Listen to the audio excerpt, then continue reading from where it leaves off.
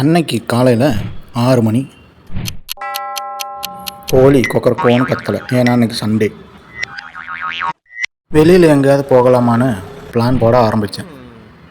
அப்போ தான் குடித்த டீக்கு கும்பிடு ஓட்டு ஸ்டார்ட் ஆச்சு என் மூளை.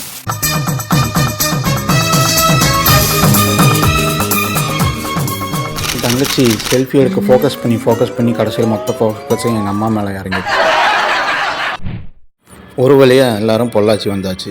பேக்கரிக்கு போனதையும் அவங்களுக்கு தேவையான அளவுக்கு ரீசார்ஜ் பண்ணிகிட்டு இருந்தோம். டீ சாப்பிட்டு முடிச்சதுக்கப்புறம் திருப்பி 6 மணிக்கு பஸ் ஏறியாச்சு. போகிற வழி எல்லாமே பச்சை பசேன்னு மழை பெஞ்சதுக்கு நல்லாவே இருந்துச்சு. வெயிட் பஸ்ஸில் தானே போகிறோம், இதில் ஒரு குறை இருக்குது. இல்லை வேண்டாங்க, பரவாயில்ல இருக்கட்டும், காப்பிரைட் ப்ராப்ளம்.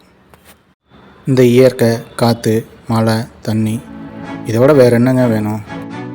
எங்கள் வீட்டு பாப்பா புகழரசிக்கு ஜன்னல் சீட்டு கிடச்சதுமே ஒரே குஷி. வேடிக்கை பார்த்துட்டு என்ஜாய் பண்ணிட்டு வந்துட்டு இருந்தான். பஸ்ஸில் இருந்த கூட்டத்தை எல்லாம் சமாளித்து ஒரு வழியாக கோயிலுக்கு வந்தாச்சு. நம்ம இறக்கி விட்ட பஸ்ஸும் போயாச்சு. விறுவிறுன்னு மெதுவாக போய் லைனில் நின்னாலும் ஏகப்பட்ட கூட்டம். நல்ல தரிசனம். அம்மாவை நல்லபடியாக தரிசனம் பண்ணிவிட்டு வெளியே வந்து கோபுரத்தை கவர் பண்ணி எடுக்க சொல்லியிருந்தேன். என் தம்பிகிட்ட சொல்லியிருந்தேன். ஆரம்பத்துலேருந்து கடைசி வரைக்குமே நல்லாவே கவர் பண்ணியிருக்காரு. எதை கவர் பண்ணியிருக்காருன்னு உங்களுக்கு கவர் பண்ணியிருக்கேன், பாருங்கள்.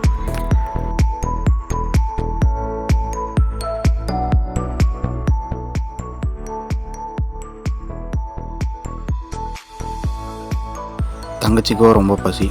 அன்னதானத்துக்கு இடம் கிடச்சதையும் ஒரே குஷி. அம்மாவுக்கு நன்றி சொல்லி ஆரம்பித்தேன்.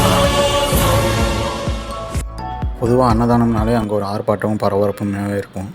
இங்கே அந்த மாதிரி எதுவும் இல்லை, அமைதியாக நடந்த அன்னதானம். அதை முடிச்சுட்டு பஸ் ஏறினா பொள்ளாச்சி டு கோயம்புத்தூர் பஸ் மட்டும் இல்லைங்க, மழையும் வந்துச்சு.